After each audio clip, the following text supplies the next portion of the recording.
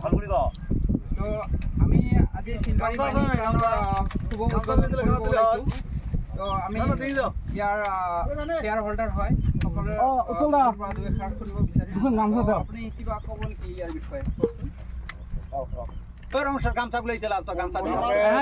নমস্কাৰ জনাইছোঁ। আসসালামু আলাইকুম।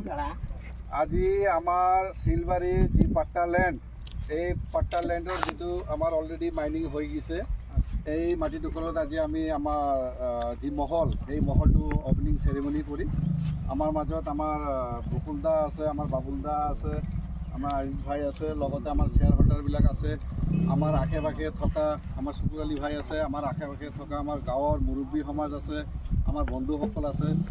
তো সকলোকে মই এটাই কামনা কৰিছোঁ যে আমি সকলোৱে মিলিজুলি যাতে আমাৰ এই প্ৰজেক্টটো যাতে চলাব পাৰোঁ আৰু আপোনালোকে যাতে আমাক সকলোৱে সহায় সহযোগিতা কৰে। তো এইখিনিকে ধন্যবাদ।